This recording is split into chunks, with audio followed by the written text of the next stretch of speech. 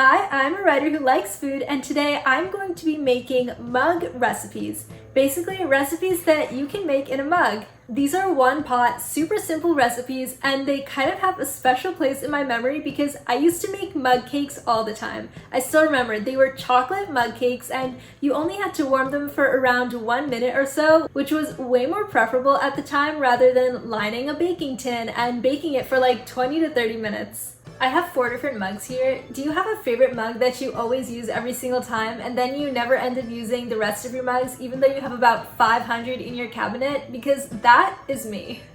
So I'm excited to finally be using some of these mugs for once. Like I said before, these are one-pot recipes, which as an added bonus means that you have less dishes to do at the end. Also, a lot of these ingredients are pretty simple, standard ingredients that most people would have just lying around their plates anyway, so you won't have to go out and buy a lot of super specific ingredients for this. So, while doing some research on mug recipes, I came across this article by the Food Network, and it is really what inspired me to make this video. It was also because in my mug recipe journey, I have really only ever made mug cakes, and this article just has so much more than that. Specifically, it has some savory recipes that I'm especially excited to try out. And of course, as the video goes on, the recipes are gonna get more and more interesting.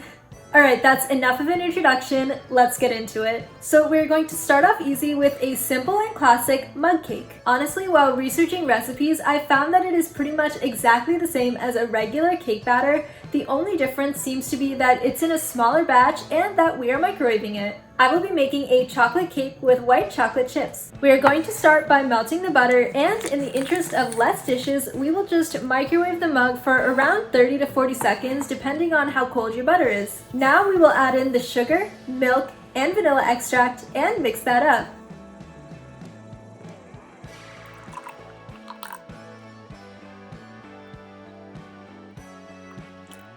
Did you know that the first chocolate cake recipe published in the US was in 1847 by a baker called Eliza Leslie? Next, we will add in the dry ingredients. So flour, cocoa powder, baking soda, and salt, and then mix again.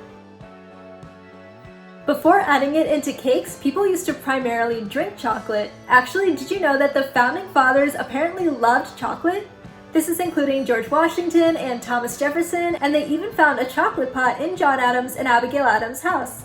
Our batter is almost ready. All we need now are the white chocolate chips.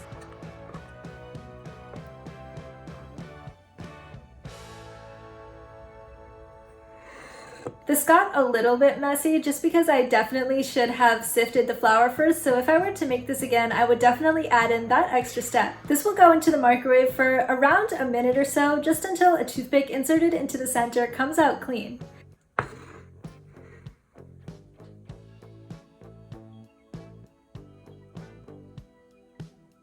Here it is. Oh, it's hot. I will say that this looks really tasty. I was afraid that the microwave would dry it out, but it doesn't look too dry at all. And it smells really good.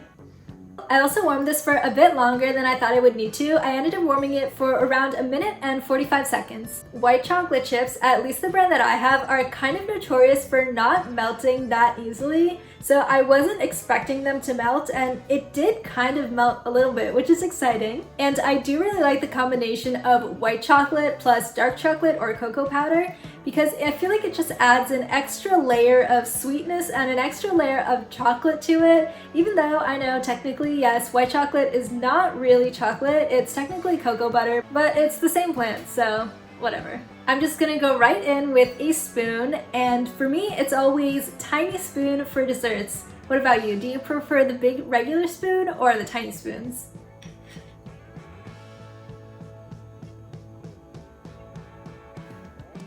Did you see that steam coming off of that?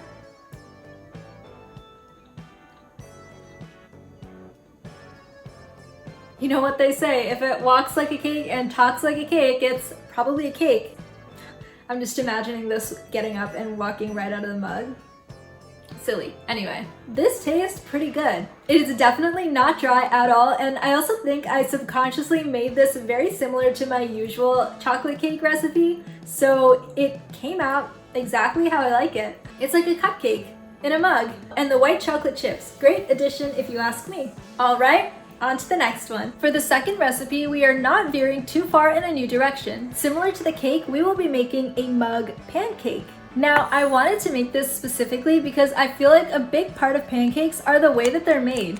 Like, I really love thick, fluffy pancakes with a nice, almost crisp shell on the outside, and the way you get that is by cooking them on the pan. So I'm interested to see how these will hold up in comparison. I started again by melting the butter, and then I added in the sugar, milk, and vanilla extract. So far, it's pretty similar to the cake. Next, I will add in the dry ingredients. Did you know that maple syrup was actually discovered by the Algonquin Native American tribe? Similar to chocolate, it was originally enjoyed as a drink. And this is crazy, the highest a pancake has ever been tossed is 31 feet and 1 inch into the air. That's almost as tall as a 3-story building.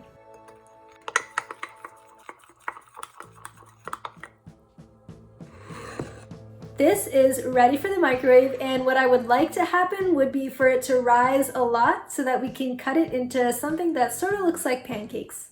This is the finished product, and it actually almost doubled in size in the microwave, which is really, really cool. So now I'm gonna try to cut this into rounds or discs. Let's see if I can get this out of the mug properly.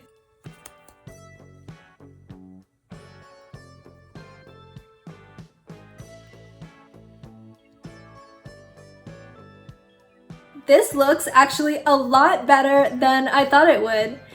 I was a little worried about it not fluffing up because 1, it's a mug pancake, and 2, it's also gluten-free. So with those two things together, I was afraid that it would be really dense and it wouldn't rise, but it actually did get a pretty nice rise. As you can see, I just took it out of the mug using a plastic knife and sliced it into something that sort of resembles a pancake. I also drizzled half of them with maple syrup so I can try some plain and some with maple syrup. So first I'm going to try just the pancake on its own, and of course, mini fork. Cheers. Okay, not bad. Not the same, but not bad. Now let's try some with the syrup.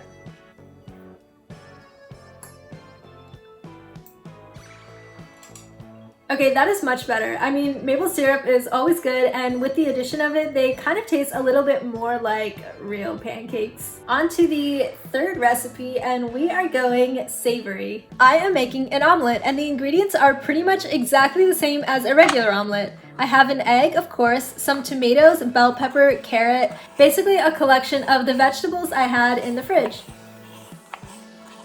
So there are a few places that people think omelets originated from, and by people I mean historians. The first is in ancient Persia, and they think it is related to an Iranian dish called kuku sabji. Archaeologists have also found evidence that the ancient Romans made something called an omelette, which was a mixture of eggs and honey. Historians believe that the first modern omelette, however, originated in France in the 1300s, which makes sense considering that it is a French word. This is going to go in the microwave, and I'm gonna start with 1 minute, mostly because I'm kind of afraid of it bursting in the microwave. That happened one time when I tried to microwave a hard-boiled egg, which basically it was not a good idea. I had made a hard-boiled egg and found that it was a bit undercooked when I started to crack it, so I thought, why not just put it in the microwave? So I did that, and it was not happy about that, to say the least. Anyway, this is not that, so it should be fine.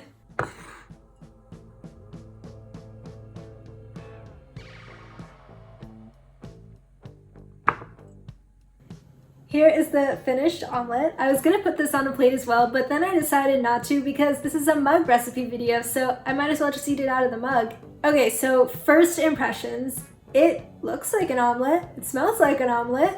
I don't know why I was so suspicious of this. It's literally an omelet. I used to eat them almost every day. You know, I think it's the microwaving of it. I think that is what was throwing me off. I guess I'm worried that it'll be a little rubbery, which is not a great descriptor when you're talking about eggs. But let's try this. Tiny spoon.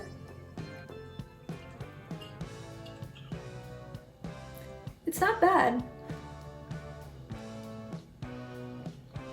Okay, it's so good. I don't know why I was so worried. It's not rubbery at all, and if you don't have a stove, this is a great alternative if you still want to make an omelet. Honestly, this is a great college meal, especially if you live in a dorm. You know, I'm not mad at this at all, actually. It exceeded my expectations.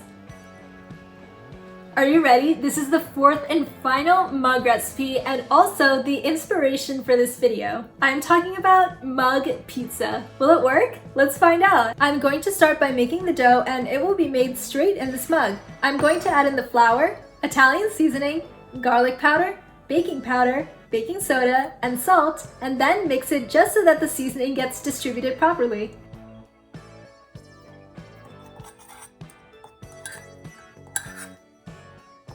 And after that, I'm going to go ahead and add in the olive oil, which will bind the dough. Did you know that October is National Pizza Month? It was declared so by a magazine called Pizza Today in 1984.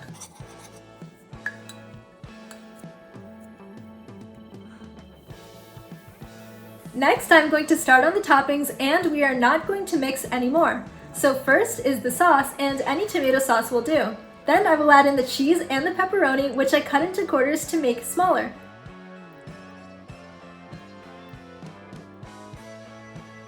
The first modern pizza is thought to have been created in Naples, Italy, and it was Italian immigrants who brought the dish over to the US in the late 1800s, particularly to New York. This mug pizza is going to go into the microwave for a little over a minute, just until the dough rises and the cheese and the pepperoni start to bubble. For this, I am most worried about the dough actually cooking through underneath the toppings because it is pretty thick, and that's also why I use this giant mug for the pizza, because I wanted to have it be as flat as possible.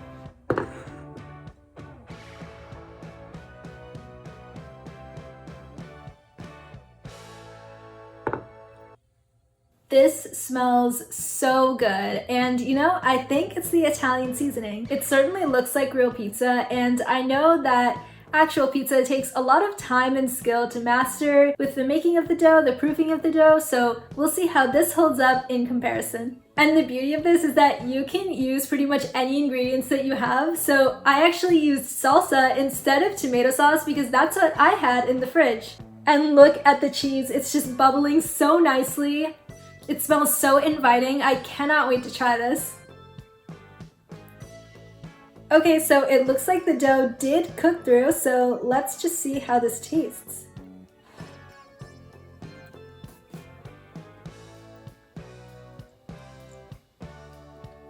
Oh, and I also used Parmesan instead of mozzarella because I had that instead.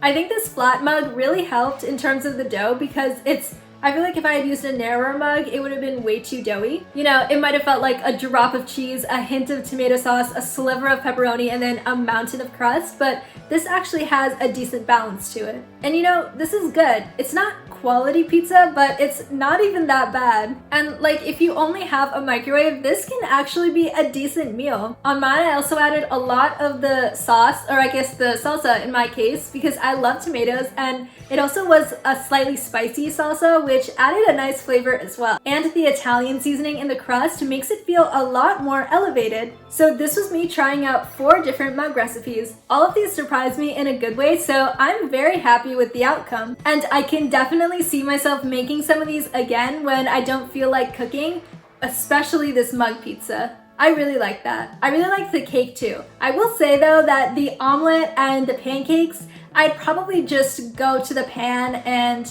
make them the regular way just because I don't really mind the extra step. Alright, thank you so much for watching, and if you stayed till the end, tell me what your favorite song is currently. And if you have any other mug recipe suggestions, let me know. Oh, and don't forget to subscribe too. Okay, bye!